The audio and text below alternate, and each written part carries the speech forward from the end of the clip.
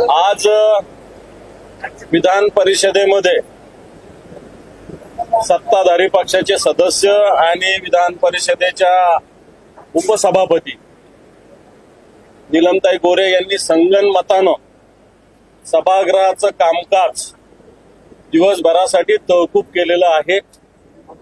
सत्ताधारी पक्षाने खरं तर कामकाज चालवण्याची भूमिका घेतली पाहिजे आणि सभापतीने सुद्धा कामकाज चालवण्याची भूमिका घेतली पाहिजे, परंतु मला असं वाटतं कामकाजच चालवायचं नाही ही भूमिका चुकीची, त्याचा आम्ही सर्व महाविकास आघाडीनं निषेध व्यक्त केलेला आहे।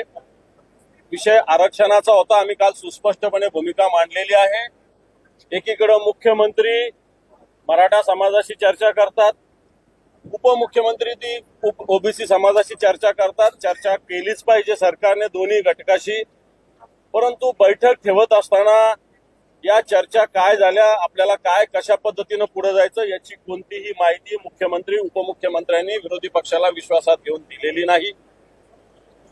आत्ताच्या घडीला अधिवेशन चालू आहे, त्यामुळे खऱ्या अर्थानं अधिवेशनात चर्चा होऊ शकली असती, परंतु सरकार काही गोष्टी विरोधी पक्षाच्या ज्यावेळेस स्वतःवर येतं त्याच क्रेडिट घेण्याचा प्रयत्न करते आणि ज्यावेळेस अडचणीचे विषय येतात त्या सर्वपक्षीय बैठक घेण्याचा प्रयत्न करते। काही हरकत नाही, परंतु याच्याविषयी मुख्यमंत्री आणि उपमुख्यमंत्र्यांनी जर आम्हाला या सगळ्या गोष्टीचं आधी माहिती दिली असती तर निश्चित आम्ही काल बैठकीत गेलो असतो। आणि सरकार स्वतःची कातडी वाचवण्यासाठी विरोधी पक्षाला बदनाम करण्याचा प्रयत्न करते आणि चर्चेपासून पळ काढते, अशा प्रकारची स्थिती। नवी मुंबईमध्ये जेव्हा गेले तेव्हा मुख्यमंत्री एकटेच गेले सगळे सोयऱ्याचा आदेश घेऊन। त्यानंतर आरक्षणाच्या 10% आम्ही पाठिंबा दिला, परंतु सरकार स्वतः क्रेडिट घालण्याचा प्रयत्न करते। कधी त्यांनी सांगितलं नाही की एकमतानं आम्ही केलेलं आहे।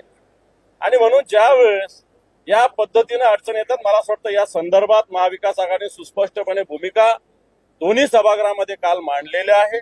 आमची भूमिका अतिशय सुस्पष्टपणे सरकार या विषयाकडून स्वतःला वाचवण्यासाठी प्रयत्न करते असं आमचं मत।